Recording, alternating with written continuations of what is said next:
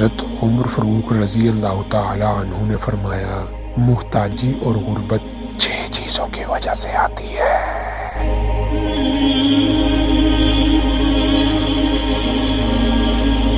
Number 1، جلدی جلدی نماز پڑھنے سے۔ نماز میں رکوع، سجدہ وغیرہ سکون و اطمینان کے ساتھ ادا کرنا ایک اہم ترین سنت ہے۔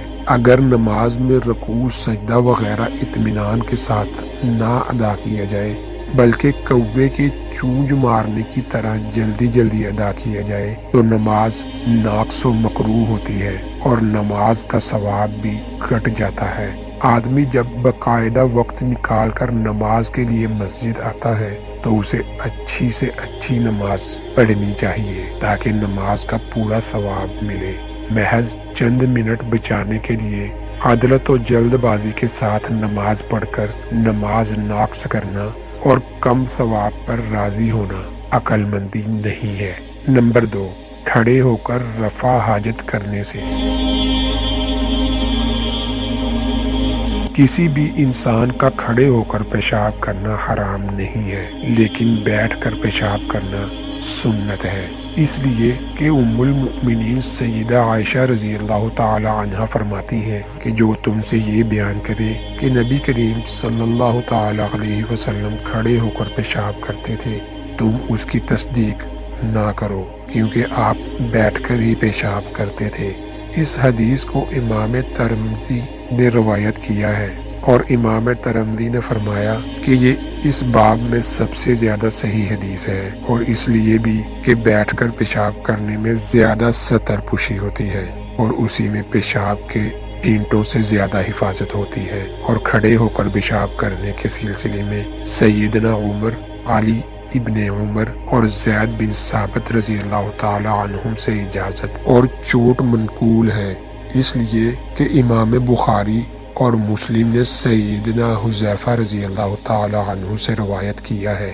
وہ آپ صلی اللہ علیہ وسلم سے روایت کرتے ہیں کہ آپ کسی قوم کی کوڑا پھینکنے کی جگہ پر تشریف لائے اور آپ نے وہاں کھڑے ہو کر پیشاب کیا، اور اس حدیث اور حضرت عائشہ رضی اللہ تعالی عنہا کی سابقہ حدیث میں کوئی تعارض نہیں ہے، اس لیے کہ اس بات کا قوی احتمال ہے کہ آپ صلی اللہ علیہ وسلم نے یہاں کھڑے ہو کر پیشاب اس لیے کیا کہ یہ جگہ بیٹھنے کی مناسب نہیں تھی، یا آپ نے اس لیے کیا تاکہ لوگوں کو یہ بتلا دے کہ کھڑے ہو کر پیشاب کرنا حرام نہیں ہے، اور اس سے اس حقیقت کی نفی نہیں ہوتی ہے جس کا ذکر سیدہ عائشہ رضی اللہ تعالی عنہا نے کیا کہ آپ صلی اللہ علیہ وسلم ہمیشہ بیٹھ ہی کر پیشاب کیا کرتے تھے، اور یہ ایک سنت ہے، کوئی ایسا واجب نہیں ہے کہ اس کے خلاف کرنا حرام ہی ہو۔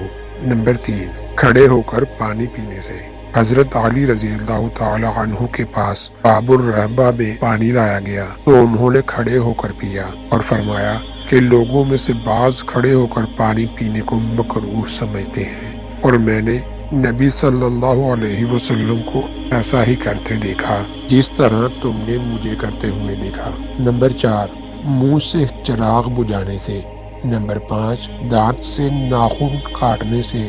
طبی ماہرین کا کہنا ہے کہ دانتوں سے ناخن کترنے والے افراد عموماً عاملیت پسند ہوتے ہیں، وہ اپنے ہر کام کو نہایت خوبصورتی، توجہ اور بغیر کسی غلطی کے انجام دیتے ہیں۔ ماہرین کے مطابق لوگ عموماً اس وقت ناخن کترتے ہیں جب وہ ذہنی تناؤ یا دباؤ کا شکار ہوتے ہیں۔ ایسے وقت میں وہ لاشعوری طور پر دانتوں سے ناخن چبانے لگتے ہیں اور انہیں اس کا احساس بھی نہیں ہوتا۔ ایک اور تحقیق کے مطابق ناخن کترنے کے عادی افراد اگر کسی چیز پر توجہ مرکوز کرنا چاہیں یا بہت گہری سوچ میں ڈوبے ہوں تب بھی وہ بے اختیار ناخن کھانے لگتے ہیں۔